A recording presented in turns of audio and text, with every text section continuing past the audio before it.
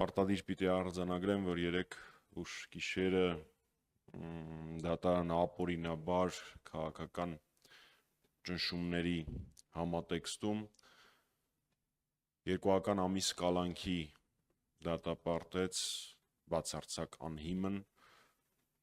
անտիֆեյք լրատվական ծառայության իմ նեմնի հաղորդման համահեղինակներ Նարեկ Սամսոնյանին, Վազգեն Սաղաթելյանին, իրանք արդեն իսկ գտնվում են քրեակատարողական հիմնարկում, դե գիտեք Փաշինյանական արդարադատությունը այլախոհների եւ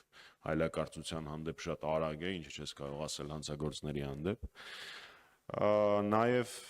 պարոն Դավիթ Ֆիդանյանը, ով անտիֆեյք լրատվական ծառայության աշխատակից է, 3 ձերբակալվել է, իսկ այսօր առավոտվան ձերբակալվել է նույն լրատվականի անտիֆեյքի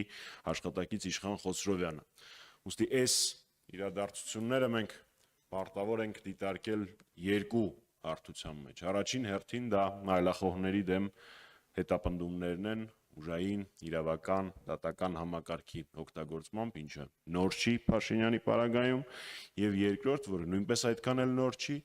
դա լրատվականների ԶԼՄ-ների նկատմամբ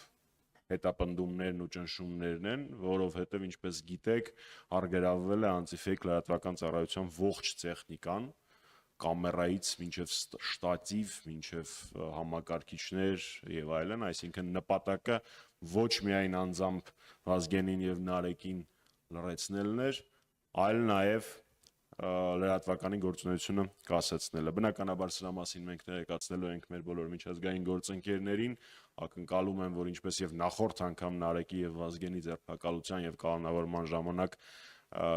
մենք իհարկե շատ ավելի արձագանք կունենայինք միջազգային, բայց այդ արձագանքը առկա էր որոշ դրսևորումներով, մի քանի զեկույցներում, ակնկալում եմ, որ այս պարագայում նույն տրամաբանությունը կլինի, ազատություն բոլոր քաղբանտարկյալներին։